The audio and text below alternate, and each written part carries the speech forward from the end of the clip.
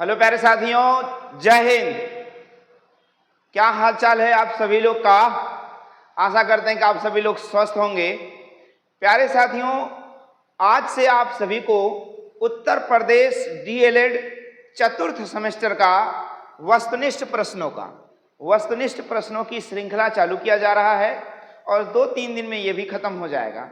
उसके बाद आप सभी लोगों को Uttar Pradesh DElEd first semester का अति लघुत्तरीय प्रश्नों की श्रृंखला को हल कराया जाएगा और ये सारे वीडियो आप सभी एक दिवसीय परीक्षा की तैयारी करने वालों के लिए बहुत ही महत्वपूर्ण होगा। यदि आप किसी भी एक दिवसीय परीक्षा की तैयारी कर रहे हैं तो उसमें मैथ बहुत इंपॉर्टेंट होता है और मैथ 100% नंबर देने वाला सब्जेक्ट होता है। इसमें किंतु परंतु नहीं होता है। यदि आपको समझ में आया है, यदि आपका सवाल आ रहा है तो संशय नहीं, पूरा फुल मार्क्स लेकर जाइए और 100% नंबर वाला होता है। आप सभी डीएलएड में फेल हो जाते हैं, कुछ नहीं, डीएलएड में फेल होने की जरूरत ही नहीं है। मैथ इतना आसान है, मैथ में डरने की जरूरत नहीं है। कोई बात नहीं, हम आपके लिए कार्य कर रहे हैं। वीडियो के माध्यम से आप सभी का डीएलएड यानी बीटीसी के मैथ के सभी सेमेस्टरों का सॉल्यूशन आपको दे रहे हैं। तो चलिए आज के इस वीडियो में हम सभी लोग देखते हैं चौथे सेमेस्टर का वस्तुनिष्ठ प्रश्नों की श्रृंखला का पहला सवाल। देखिए दिया है समीकरण 3x बराबर 4.5 और 4x प्लस y बराबर 14 है के हल में y का मान ज्ञात करना है। कह रहा कि हल में y का मान ज्ञात करना है। आपको पता है यहां दिया गया है 3x बराबर 4.5 दिया गया है। देखो ये वस्तुनिष्ठ प्रश्नों की श्रृंखला है, इसमें आपको लगाना नहीं है, लिख कर आना है कि पहले क्वेश्चन का उत्तर क्या होगा। लेकिन मैं समझा कर आपको उत्तर दे रहा हूं, इसका समझा कर उत्तर बताऊंगा इन चारों में से कौन सा है और आपको भी ऐसे करना है। चलिए देखिए, समीकरण में 3x बराबर 4.5 दिया है। 3 को आप ट्रांसफर कर दें, बटे में आ जाएगा तो x का मान आ जाएगा 3 एकम 3, 1 बचा, 3 पचे 15 और 1 अंक पे दशमलव लगा देंगे। अब आप देख रहे होंगे कि x का मान आ गया 1.5।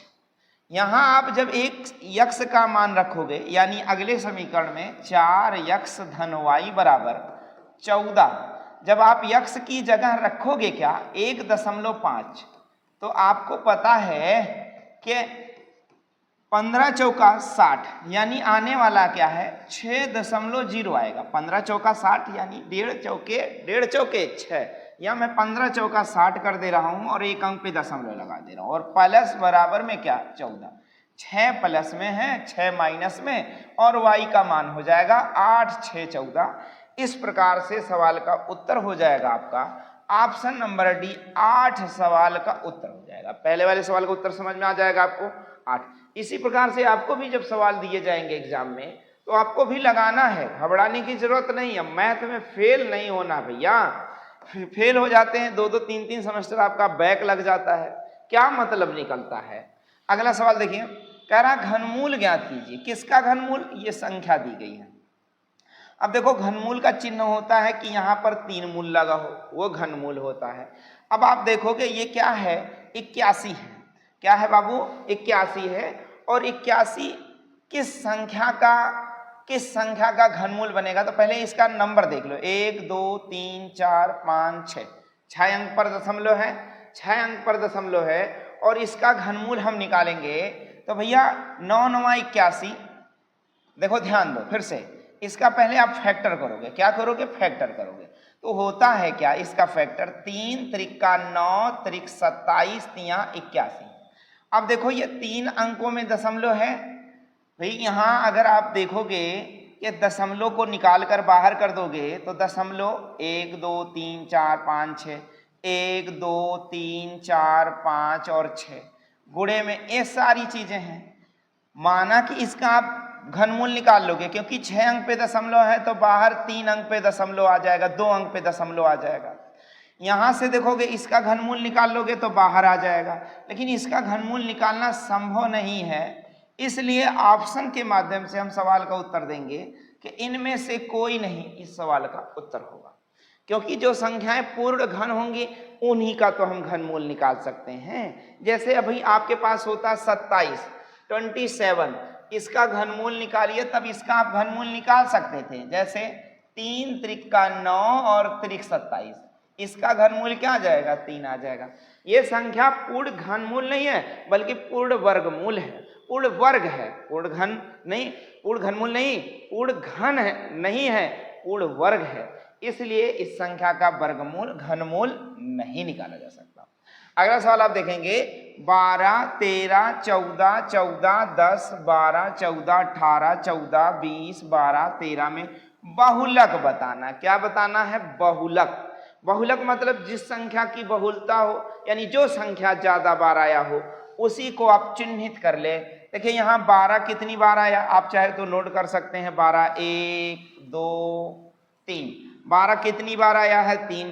13 देख लें कितनी बार आया? 13 1, 13 2 बार आया है। और देखें 14 कितनी बार आया है? आप देख लें 14 1 2 3 4, 4 बार 14 आया है। और 14 के बाद आप देख लें 10 कितनी बार आया है? तो 10 1 केवल 1 बार आया है। 10 के बाद आप देखेंगे 18 कितनी बार आया है? तो 18 आप देख लें कितनी बार आया? 18 केवल 1 बार आया है। 18 के बाद आप देख पा रहे हैं 20 कितनी बार 1 आया। अब आप बताओ इसमें कौन सी संख्या ज्यादा बार आई है? देखो 14 ज्यादा बार आई है, यानी 4 बार आई है। यही क्या हो जाएगा? बहुलक में आ जाएगा, यानी इस संख्या की बहुलता है। यही सवाल का उत्तर होगा। निम्नलिखित का मान ज्ञात कीजिए। आपके पास एक समीकरण दिया गया है और इसका मान आपको ज्ञात करना है। मैं आपको बताना चाहूं कि आप जब बीज गणितीय सूत्रों को तैयार कर लेंगे तो ये सवाल आपके लिए आसान हो जाएगा। मैं आपको एक सूत्र बता देता हूं, a माइनस बी एक ब्रैकेट में और दूसरे ब्रैकेट में a प्लस बी। जब ऐसा कभी हो तो क्या होता है? a square minus b square सूत्र होता है। देखो a प्लस बी और a माइनस बी हो तो ऐसी स्थिति में अंडर रूट 2 का होल स्क्वायर और -1 अपान अंडर रूट 2 का होल स्क्वायर। अब 2 का वर्ग करोगे तो वर्ग से वर्गमूल खत्म हो गया और यहाँ माइनस लगाओगे। क्या लगाओगे? माइनस लगाओगे और यहाँ देखो 1/2 आ जाएगा, क्योंकि 1/2 का भी वर्ग करने पर 1/2 आएगा। अब देखोगे 2 दूनी 4 माइनस 1, 3/2 अगर कहीं भी है, 2 दूनी 4 माइनस 1 यानी 3/2 कहीं भी है तो आपका सवाल का क्या हो जाएगा? उत्तर हो जाएगा। अगला सवाल आप देखेंगे। हाँ देखिए, चौथे सेमेस्टर में आपको त्रिकोणमिति के भी सवाल देखने को मिल सकते हैं। जैसे यहाँ देखो दिया है साइन 60, क्या दिया है? कास 30 और साइन 30 का मान ज्ञात करना है। देखो बाबू, एक तरीका मैं आपको बता देता हूँ। साइन कॉस और टेन का किसी भी मान को ज्ञात करने का तरीका मैं बता देता हूँ। आप कभी भी भूलते रहोगे तो भी आपको याद हो जाएगा। तो आप क्या करने वाले हो? 0 1 2 3 4 आप ऐसे कर लो और सभी को 4 से भाग दे दो। सभी को 4 से क्या करना है? आपको भाग देना है। फिर क्या करना है? वर्गमूल लगाना है। वर्गमूल लगाना है और फिर इसको सरल करना है। देखो मैंने इसको सरल किया तो क्या आया? 0 में 4 से भाग देने पर 0 और 1 में 4 से भाग देने पर वही आएगा, लेकिन वर्गमूल निकालोगे तो 1/2 आ जाएगा। यहाँ 2 दूनी 4 और 1/2 बचा, इसका वर्गमूल निकालोगे 1/√2 आ जाएगा। यहाँ वर्गमूल निकालोगे √3/2 आ जाएगा और यहाँ पर 1 आएगा। अब आपको क्या लिखना है? साइन, और यहाँ 0 लगाना है। साइन 0 अंश का मान है, साइन 30 अंश का मान है। क्या है? साइन 0 अंश है और क्या है? साइन 0 अंश है, साइन 30 अंश है और आप देखोगे तो साइन 45 अंश है और आप देखोगे तो यहाँ साइन 60 है और क्या है? साइन 90। अब देखो ये साइन, अगर मैं आपसे बात करूं कि बताओ, चलो समझो, देखो साइन 0 बराबर क्या? 0 और साइन 30 बराबर क्या? 2 और साइन 45 बराबर क्या? 1/2। इसी प्रकार आप देखोगे तो साइन 60 बराबर क्या? 1/√3। क्या बात समझ पा रहे हैं? और साइन 90 बराबर क्या होगा? 1 हो जाएगा। इस प्रकार से आप याद रख सकते हो। अगर यहीं आपको कास याद रखना है कि भैया कॉस 0 का मान क्या होगा, तो एकदम उलट कर कॉस 0 का मान 1, और cos 30 का मान √3/2 और cos 45 का मान 1/2 और cos 60 का मान 1/2 और ध्यान रहे cos 60 1/√2 होगा और cos 60 का मान 1/2 और cos 90 का मान क्या हो गया 0 हो गया। अगर आपको tan का मान ज्ञात करना है कि भैया किसी भी tan का मान ज्ञात करना हो tan के रूप में, तो ध्यान दो 1/0 tan 0, अगर 0 में 1 से भाग देंगे तो क्या आ जाएगा 0 और 1/2 में देखो tan बराबर होता क्या है, आप इसे भी समझ लो, tan बराबर होता है sin बटे cos होता है, sin बटे cos होता है, tan बराबर sin बटे cos। तो देखो जहां भी sin बटे cos करेंगे वहां tan आ जाएगा। अब 1/2 में √3/2 करेंगे तो क्या आ जाएगा 1/√3 आ जाएगा। 1/2 से भाग देंगे भैया केवल 1 आ जाएगा। यहाँ पर देखो तो 2 से 2 भाग कट जाएगा और केवल √3 आ जाएगा। 1 में 0 से भाग दे देंगे क्या आ जाएगा इनफाइनाइट आ जाएगा। इस प्रकार से आप मानों को याद कर सकते हैं। इस प्रकार आप मान रख के sin 60 cos 30 माइनस sin 30 का मान निकाल सकते हैं। जैसे आपने देखा कि sin 60 cos 30 और sin 30 का मान हमें ज्ञात करना है, तो sin 60 बराबर होता है √3/2, sin 60 बराबर √3/2 होगा और cos 30 बराबर भी √3/2 होगा और sin 30 का मान होता है 1/2। आप देख सकते हैं कि जो अभी आपने निकाला है कि जो sin 60 है वही cos 30 है, जो sin 60 है वही cos 30 है। इस प्रकार से आप मान को रखकर सवाल को हल कर सकते हैं। अब जैसे √3 का जब आपस में गुणा होगा, यहाँ गुणा का चिन्ह लगा है इसलिए ये दोनों आपस में गुणा होगा तो 3 आ जाएगा, क्योंकि √3 इंटू में √3 √9 हो जाता और 9 का वर्गमूल निकालोगे 3 आ जाएगा और ये दोनों आपस में गुणा हो जाएंगे तो 2 दूनी 4 और -1/2 है। अब ध्यान देना यहाँ पर हम हर का एलसीएम ले लेते हैं 4 से 4 कट गया, आ गया -3 आ गया और लिख दिया गया माइनस। अब 2 दूनी 4 तो 1 कम 2, 3 में से 2 गया 1 और 1/4 यही सवाल का उत्तर है। यानी आपके सवाल का उत्तर क्या होने वाला है 1/4 सवाल का उत्तर होने वाला है। अगला देखिए प्रथम 10 विषम संख्याओं का औसत माध्य क्या होगा। प्रथम 10 विषम संख्याओं का औसत माध्य ज्ञात करना है। तो देखो विषम संख्याओं का योगफल आपको मैंने एक सूत्र बताया कि भैया विषम संख्याओं का योगफल क्या होता है n² और माध्य ज्ञात करना है तो फिर 10 संख्याएं हैं तो आपको 10 से क्या करना भाग भी करना पड़ेगा। अब 10 संख्या है तो 10 का वर्ग करो और बटे में 10, तो 10 से 10 खत्म, यानी उनका माध्य क्या आएगा 10 ही आएगा, कुछ और अलग से नहीं आने वाला है। अगला देखिए 0 1 1 2 3 4 में बहुलक बता दो। तो भैया 0 की बहुलता है ज्यादा, यानी 0 इस संख्या का सवाल का उत्तर हो जाएगा। अगला आप सवाल देखेंगे, कह रहा 2 4, ध्यान दीजिएगा, कह रहा 2 6 10 4 8 में माध्यिका क्या है। तो ध्यान दीजिए इसको पहले आप आरोही क्रम में सेट कर लेंगे, 2 4 6 8 और 10। देखिए मैंने इसको क्रम से सेट कर लिया, आरोही क्रम में पढ़ते क्रम में सेट कर लिया। अब माध्यिका में आप देखेंगे क्या है, माध्यिका में 6 है, बीच में कौन सी संख्या है 6 सवाल का उत्तर हो जाएगा। कह रहा 2 की घात 7, अगर हम 2 की घात में 7 कर दें, ऐसे 7 कर दें तो इसका मान कितना होगा। इसका मतलब 2 की घात 7 मतलब 2 गुणे 2 गुणे 2 गुणे 2 गुणे 2 और एक बार और 2 गुणा, क्योंकि देखो 1 2 3 4 5 6 7। अब देखो 2 दूना 4 दूना 8 दूना 16 दूना 32 दूना 64 दूना 128 और आपका सवाल का उत्तर हो जाएगा 128, यानी 2 की घात 7 बराबर 128। कह रहा 4 गुणे में मूल 4 और 7, कह रहा कि समतुल्य करड़ी कौन सी है। तो भैया इसमें देखो करड़ी बताना, इसके समान कौन सी संख्या है, इसके समान आपको बताना, यानी 4 गुना और मूल 4 में 7 दिया गया है, 7 मूल 4 दिया गया है, इसका मान किसके बराबर है। तो इसमें किसी के बराबर नहीं इसका मान दिख रहा है, क्योंकि 4 गुना तो है, लेकिन अगर हम 7 का 4 मूल निकालेंगे तो 4 मूल 1 से भी 1 के लगभग, यानी 1 से भी कम आने की संभावना है। तो इसमें कोई भी ऑप्शन नहीं है, सवाल का उत्तर है। अगला आप देखेंगे, कहता है निम्नलिखित में से, देखिए निम्नलिखित में से कौन राशि बड़ी संख्या है? देखो ऐसे सवालों को लगाने के लिए आपको एक नियम मैं बता देता हूं, उस नियम से लगाएंगे।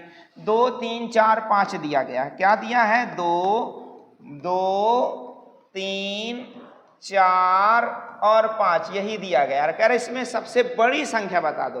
तो भैया 2 की जितनी भी मूल है, अगर आप अंडर रूट x लिखा है इसका मतलब x की घात 1/2 होता है। अगर x क्यूब रूट x लिखा है तो इसका मतलब x की घात 1/3। यही आपको करना है, 1/2, 3 की घात 1/2 और 4 का वर्गमूल निकालोगे तो 2 आ जाएगा और 5 की घात 1/2 निकाल लो। अब देखो, अच्छा इसमें सारे मूल एक ही दिए हैं, अंडर रूट ही दिया है, सारा अंडर रूट ही दिया है। तो भैया इसमें सारा अंडर रूट जब दिया है तो 2 का मान होता है, मैं डायरेक्ट आपको बता दूं, 2 का मान होता है 1.414, 3 का मान होता है 1.732 और 5 अंडर रूट 5 का मान होगा 2.24 और 4 का मूल होगा 2। तो इसमें सबसे बड़ी संख्या तो वैसे भी दिख गई, इसको हल करने की जरूरत ही नहीं है, बस सवाल का उत्तर हो गया। अब देखो करणी 2 का मान कितना होगा? तो भैया करणी 2 का मान 1.414 होता है, याद कर लो। देखो करणी 3 और गुणे में करणी 2 का मान ज्ञात कीजिए। तो आपको मैं बताना चाहूं अंडर रूट a इंटू अगर अंडर रूट b लिखा है तो ये कहीं भी मिले तो a गुणे b हो जाएगा, अंक रहेंगे तो आपस में गुणा हो जाएंगे।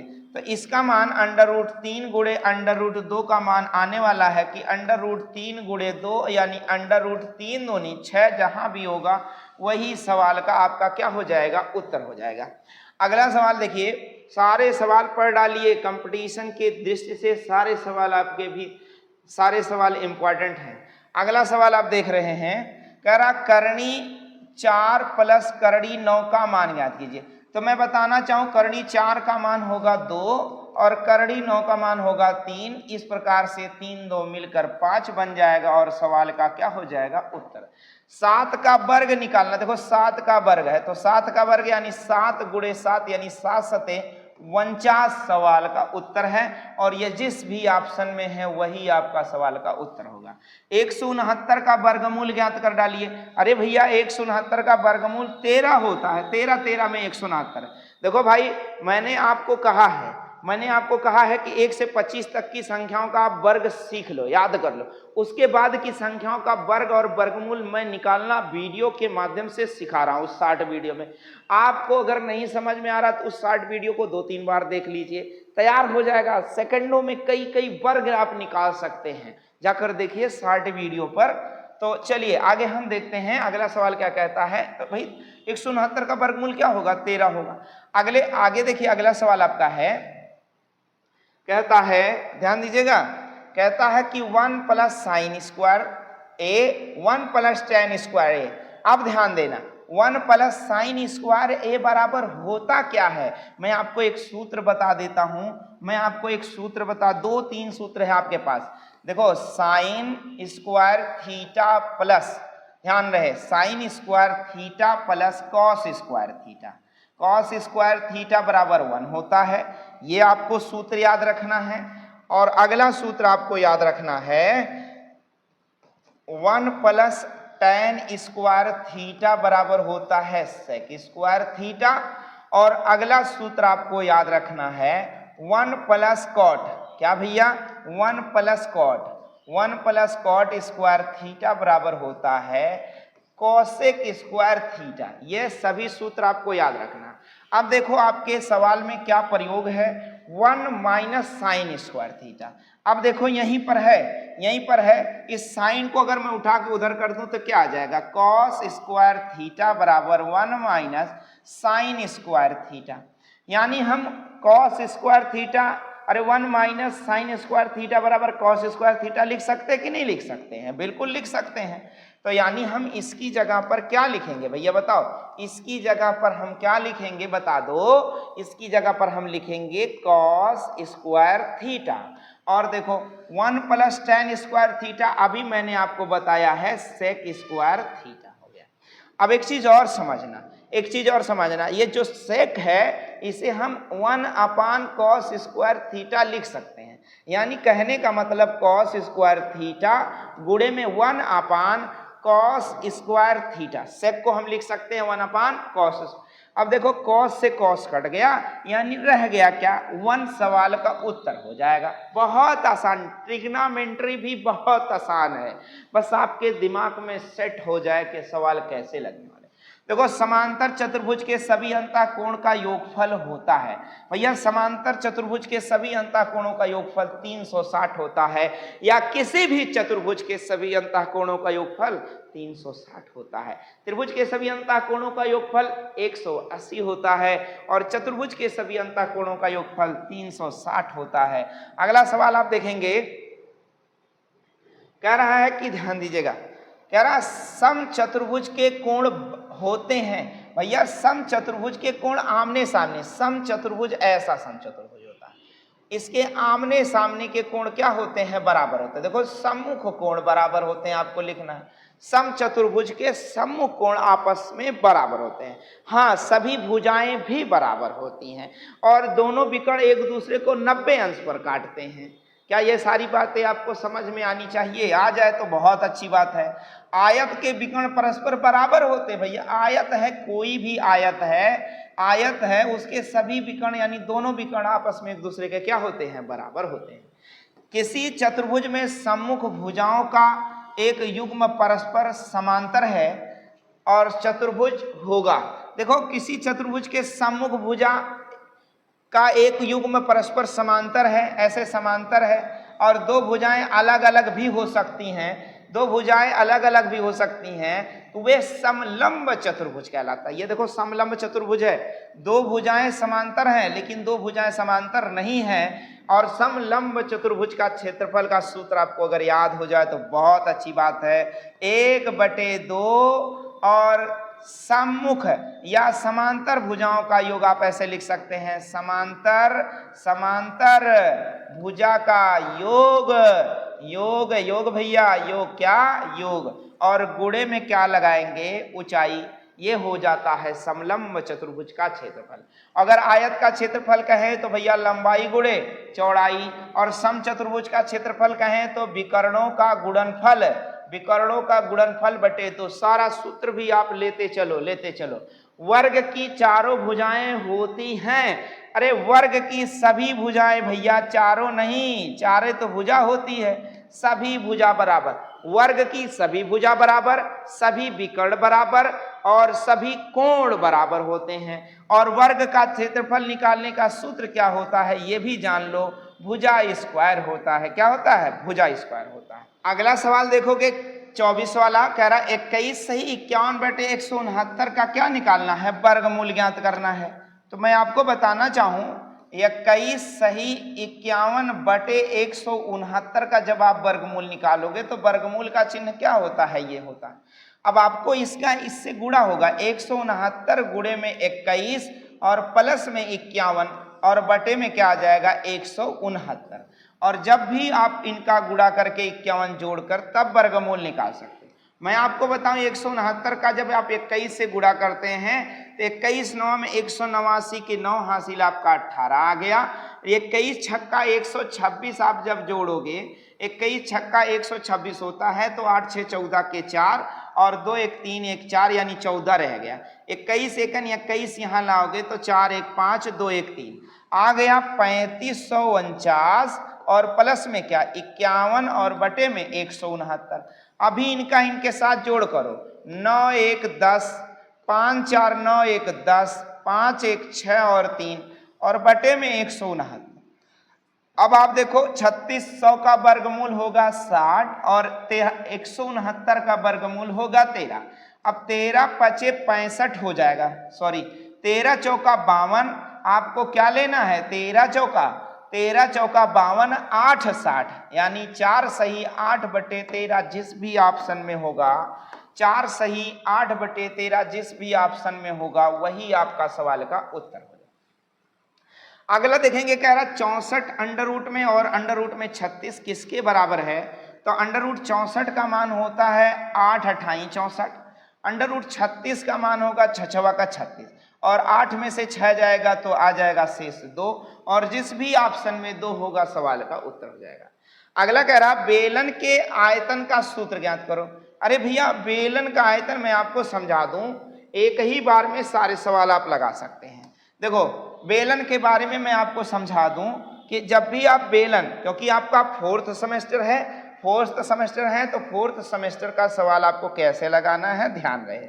बेलन आपको लगाना है, बेलन तो ध्यान देना, बेलन में है क्या, ये बेलन 3 डायमेंशन होता है। क्या होता है? 3 डायमेंशन होता है। बेलन कैसा होता भैया? 3 डायमेंशन होता है। इसमें क्या होती है? लंबाई होती है, इसमें ऊंचाई होती है और इसमें क्या होती है? चौड़ाई होती है। 3D होता है। क्या होता है? 3D होता है। और इसमें 3D होने के नाते इसका क्या ज्ञात किया जाता है? आयतन ज्ञात किया जाता है।